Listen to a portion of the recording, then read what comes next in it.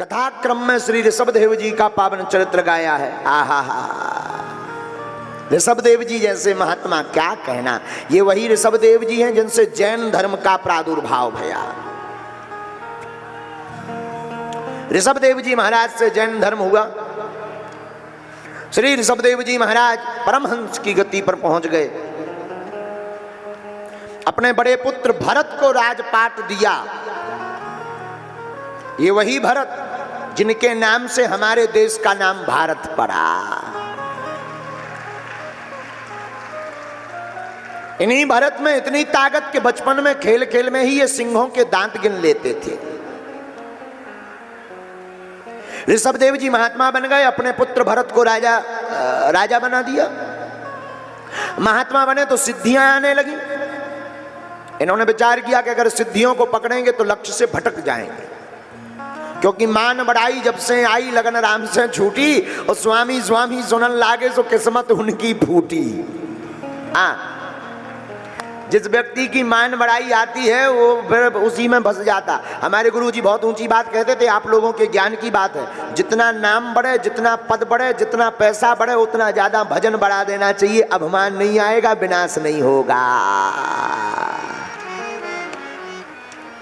हाँ, जितना नाम, जितना पद, जितना रुपया बढ़े, उतना ही भगवान का भजन बढ़ा देना चाहिए, माला बढ़ा देनी चाहिए। अभिमान नहीं आएगा, नहीं तो जल्दी स्वाहा। बोले का? बोले एक भय हते और टपक गए। हाँ, फिर भय थे में चले जाओगे। और अगर नाम पद और धन बढ़े और सत्कर्म करने शुरू कर दोगे, मानव सेवा शुरू करने लगोगे, तो फिर लोग कहेंगे एक ऐसे भी हैं। थे में और है में बहुत अंतर है। बोलो सीताराम। तो सिद्धियों के चक्कर में नहीं पड़े ऋषभदेव जी ना, ना, ना। अरे क्या पढ़ना। आहा हा हा हा। भरत जी भी अपने बड़े पुत्र सुमति, इनके भी 5 संतानें हुई। बड़े बेटे का नाम सुमति, सुमति को राजा बनाया। भरत जी भी पिता की भांति भगवान के भजन के लिए बाबा बन गए। एक बार भरत जी सूर्य भगवान को अर्घ दे रहे थे, तब तक एक सिंह ने दहाड़ लगाई। दहाड़, सिंह दहाड़ा, गर्जना की। एक मृगी हिरनी पानी पी रही थी उसी सरोवर में जिसमें ये सूर्य भगवान को अर्घ दे रहे थे। सिंह की दहाड़ सुन करके उस मृगी ने छलांग मार दी। वो मृगी थी गर्भवती, गर्भ से थी। छलांग मारी सिंह के डर के कारण। बीच रास्ते में ही उस मृगी का गर्भपात हो गया। उस पार जाकर के वो मृगी मर गई। भरत जी ने विचार किया, मानवता दया दिखानी चाहिए, जीवों पर दया करो। उस मृगी के छोटे से बच्चे को पकड़ लिया, कहीं ये मर ना जाए। हाथ में लिया, आहा हा, हाथ में ला करके आश्रम में ले आए। बढ़िया देखभाल करने लगे। यहां वहां से व्यवस्था करके भोजन की व्यवस्था उसकी करने लगे। अब देखो यहां काम हो गया, लेकिन मोह में ये भी फंस गए। मृगी का नन्हा सा बालक अब तो धीरे धीरे बड़ा हो गया। आश्रम में उछल कूद करने लगा। ये पूजा करने बैठे, माला जपने बैठे, सोई मृगी का बालक चाटने आ जावे। ये डांट लगा, हैं एक तरफ चलो। बेचारा शांत सामने बैठ जावे। धीरे धीरे धीरे वो बड़ा हो गया। एक दिन वो मृगी का बच्चा सजातीय मृगों के साथ वन में भाग गया। आओ प्रभु, आओ आओ आओ प्रभु, प्रभु को ऊपर आने दो, ये हमारे प्रभु आ गए। आओ आओ आओ लीलाधर प्रभु आओ, मस्त मौला प्रभु हैं ये हमारे। आज तो तुम गजब का चश्मा लगाए हो प्रभु। आने दो आने दो, आने दो, बैठे रहो। तुम्हारे कारण हमने कथा तक रोक दी। आओ आओ आओ आओ राजा आओ आओ।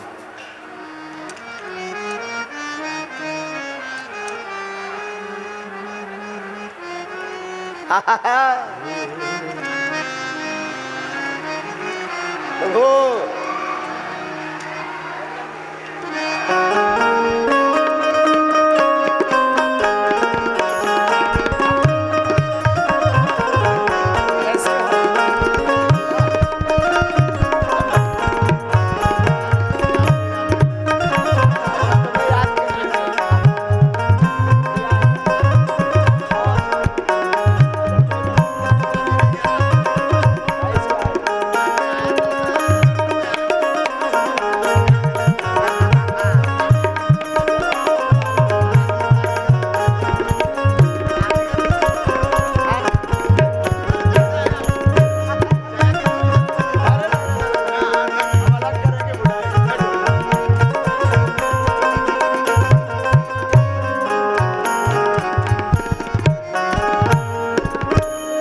पहनाओ माला। इनका नाम लीलाधर प्रभु है और ये हमेशा ऐसे ही दिव्य श्रृंगार में रहते हैं। ये नौकरी करते थे, नौकरी। तो ठाकुर जी का ऐसा रंग चढ़ा कि नौकरी छोड़कर अब बड़ी वाली नौकरी करने लगे।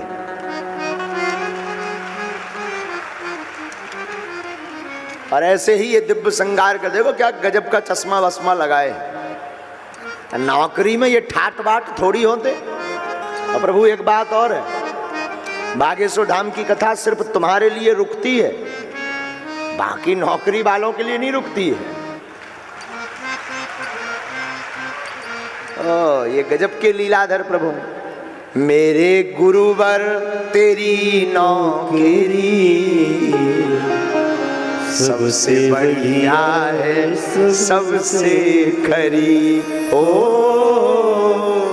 मेरे गुरुवर तेरी नौकरी सबसे बढ़िया है, सबसे खरी। मेरी तनख्वाह भी कुछ कम नहीं, कुछ मिले ना मिले कम नहीं। मेरी तनख्वाह भी कुछ कम नहीं, कुछ कम नहीं। मेरी तनख्वाह भी कुछ कम नहीं, कुछ मिले ना मिले कम नहीं। ऐसी होगी नहीं दूसरी गुरुदेव, ऐसी होगी नहीं दूसरी। क्या? सबसे बढ़िया है, सबसे खरी। ओ मेरे गुरुवर तेरी नौकरी सबसे बढ़िया है, सबसे खरी। तो भरत जी उस मृगी के बच्चे को उठाकर ले आए आश्रम में। एक दिन वो बड़ा होकर सजातीय मृगों के साथ भाग गया। पूरे वन में भरत जी ढूंढते रहे, नहीं मिला। जब नहीं मिला, उस मृगी के शावक के वियोग में ही प्राण त्याग दिए। तो दूसरा जन्म किसका हुआ? बोले दूसरे जन्म में ये भी मृग बने। अंते यामति सागति। आप जिसका चिंतन करते करते मरोगे, आपका दूसरा जन्म भी वही होगा। लेकिन दूसरे जन्म में ध्यान रहा, इसलिए फंसे नहीं। तो जल्दी ही दूसरा जन्म पूरा हो गया। तीसरा जन्म एक ब्राह्मण के घर पे मिला, ब्राह्मण बने। बचपन से ही उल्टे। तो पिताजी ने नाम रख दिया जड़ भरत। क्या नाम रखा? जड़ भरत। आहा। पिताजी कहे बेटा सत्यनारायण बाँचो, तो ये जानते तो सीधी थे, बाँच उल्टी देते थे। पिताजी कहे गायत्री मंत्र पढ़ो, पढ़ते तो जानते तो सीधा थे, पर पढ़ उल्टा देते थे। इसलिए पिताजी ने नाम ही रख दिया, बड़ा जड़ है जा, तेरा नाम जड़ भरत है। बोले क्यों? बोले अगर सत्यनारायण में बसेंगे तो कल रामायण कहेंगे। लो पिताजी के रामायण पढ़ो, रामायण पढ़ ली तो पिताजी कहेंगे बेटा भागवत बाँचो, भागवत बाँचेंगे तो पिताजी कहेंगे ब्याह कर लो। आफत हो जाएगी, माया में फंस जाएंगे। इसलिए न रहे बीन न बजे बांसुरी, बोलो सीताराम। पढ़ाई नहीं। चार भाइयों में सबसे छोटे जड़ भरत जी। पिताजी तो चले गए जल्दी। अब भाभियां इनसे बड़ी नाराज, क्योंकि काम के ना धाम के दुश्मन अनाज के। करते धरते कुछ नहीं, दिन भर पाते हैं और सीताराम भजन करते हैं। भाभियां इतनी हैरान, भाभियां अपने पतियों को बढ़िया रोज बादाम का हलवा, गाजर का हलवा, घी डालकर, थोड़ा खोवा मावा मीठा डालकर खवाती। फिर भी उन भाभियों के पति एकदम 1.5 हड्डी से सूखी न करिया।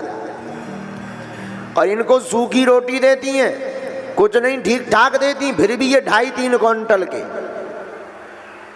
एक दिन भाइयों ने कहा कुछ करते धरते नहीं, कम से कम खेती रखाओ, कम से कम खेत तो देखो। आहा हा। अब खेत लगाने के लिए जड़ भरत जी गए, जो आज्ञा भाइयों की बात मानकर। तो खेत में जाकर बैठ गए, झोपड़ी बना दी और खेत में जाकर विराजमान भये।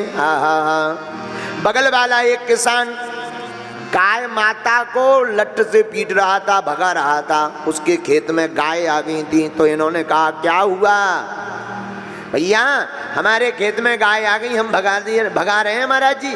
अच्छा भगाओ मत, हमारे खेत में भेज दो। आए थे रखवाली को पूरी गौ माता का निमंत्रण कर दिया। 8-10 हजार गौ माता खेत में 2.5-3 घंटा में सब खेती स्वाहा। और जड़ भरत जी इतने परमहंस, राम की गैया राम का खेत, खाओ गैया भर भर पेट। राम की गैया राम का खेत, खाओ गैया भर भर पेट। राम की गैया राम का खेत, खाओ गैया भर भर पेट। राम की गैया राम का खेत, खाओ गैया भर भर पेट।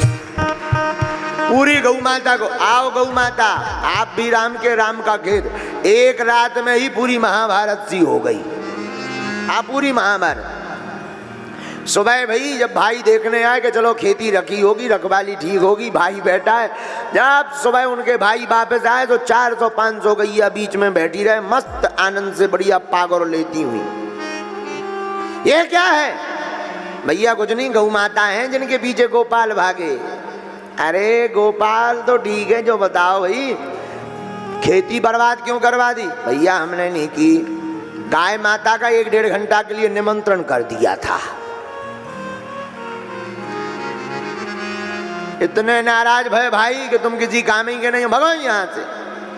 जड़ भरत जी बोले और बढ़िया रहा, अब कम से कम कोई नाता रिश्ता तो नहीं है, सोई घर छोड़कर चले गए। देखो ये दुनिया तब तक आपको अपना मानेगी जब तक तुम किसी काम आते रहोगे। जब समझ जाएगी कि किसी काम के नहीं हो तो ये टिकट कटा करके भगा देगी।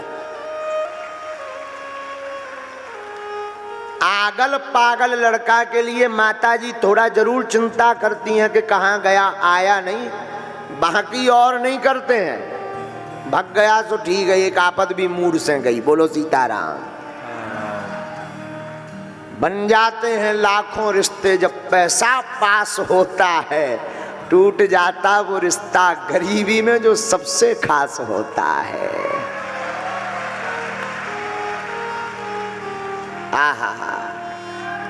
अब तो परम विवेकी श्री जड़ भरत जी महाराज पैदल चलने लगे मस्त।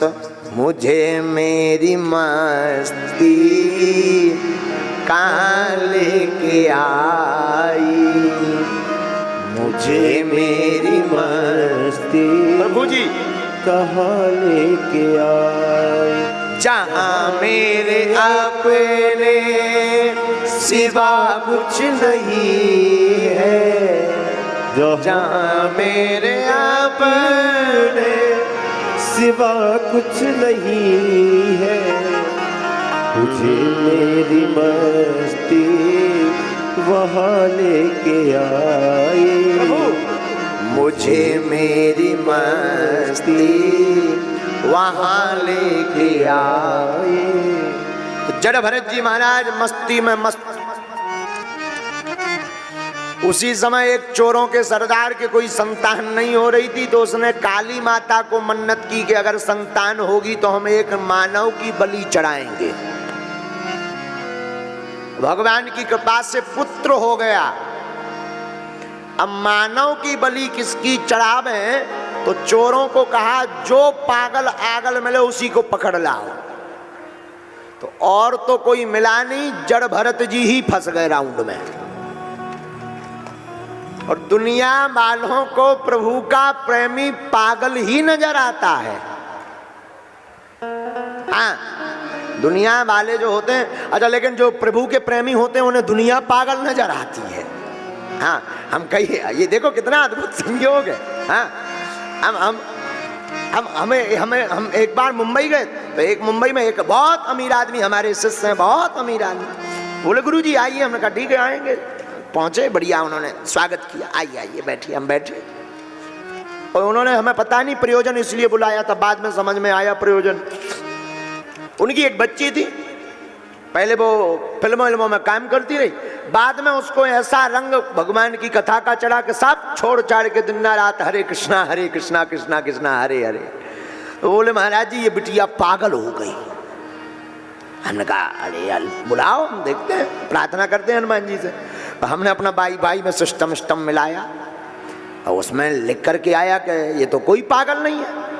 और जब उन्होंने कहा कि ये पागल हो गई तो वो बिटिया बोले गुरुजी क्षमा करना, आप हमारे गुरुदेव हैं, ये घर वाले हमारे पागल हो गए। आओ ये उसके वक्तव्य थे।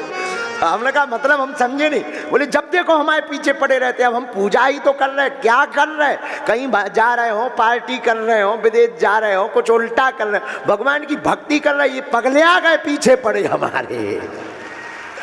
माता पिता क्या कह रहे थे, बोले गुरुजी हमारी बिटिया पागल हो गई। तो ये अद्भुत है यहाँ की स्थिति में, संसार की स्थिति में। संसार वालों को भगवान का भक्त पागल नजर आता है और भगवान के भक्त को दुनिया पागल नजर आती कि ये कितने पागल हैं। 2 कौड़ी की जिंदगी में ये 2 कौड़ी के लिए पूरी जिंदगी गवा रहे हैं, हम तो करोड़ों का मटेरियल भगवान कृष्ण को पा रहे हैं।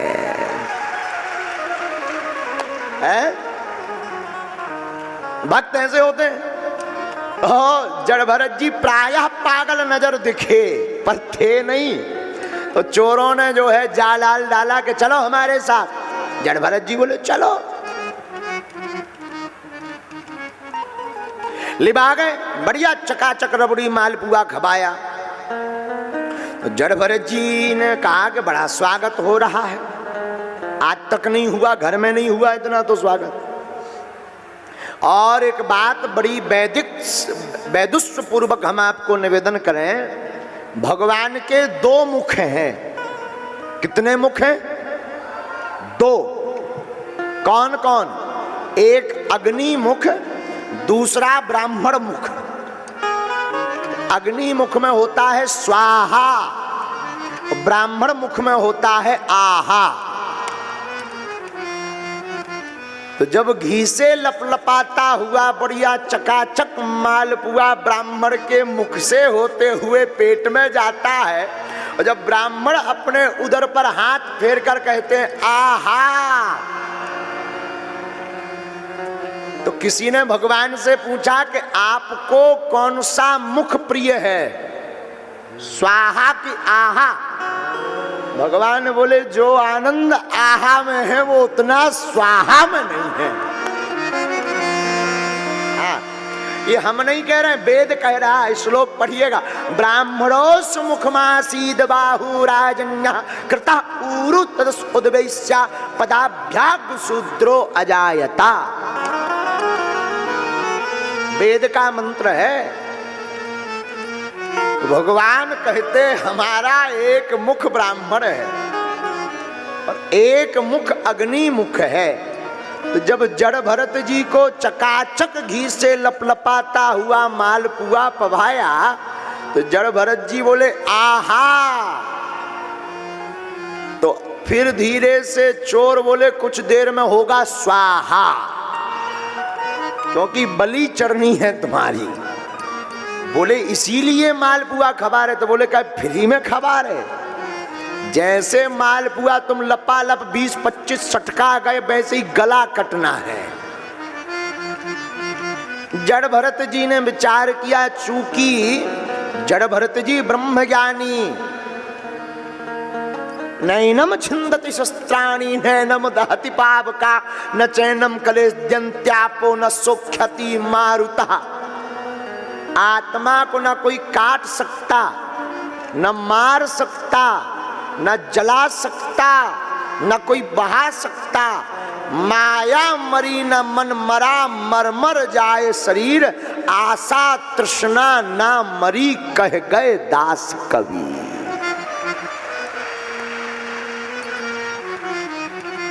तो बोले हम तो मरेंगे नहीं, मरेगा तो शरीर। मां भद्रकाली के मंदिर में जाकर गए, गर्दन में हल्दी वल्दी लगाई चोरों के सरदार ने, और तलवार कृपाण निकाल कर काटने के लिए मां भद्रकाली का ध्यान किया ही कि मां भद्रकाली ने विचार किया कि एक ब्रह्मज्ञानी की हत्या हमारे मंदिर में हो जाएगी तो बड़ा पाप लगेगा। फिर क्या, तत्क्षण भद्रकाली मैया मंदिर के अंदर प्रकट भई सहसो चाट, उच्चाटन करती हुई भगवती प्रकट भई और तलवार को चोरों के सरदार के हाथ से छुड़ाकर सब चोरों का वध कर डाला।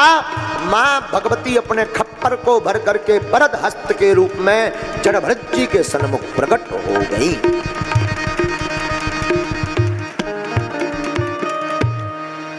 कहिए कैसे हैं? जड़भरत जी कहे मां कुपुत्रो जायते, आपकी कृपा है, बस प्रणाम किया, ब्रह्मज्ञानी संत हैं। आगे राजा रहुगण को उपदेश दिया।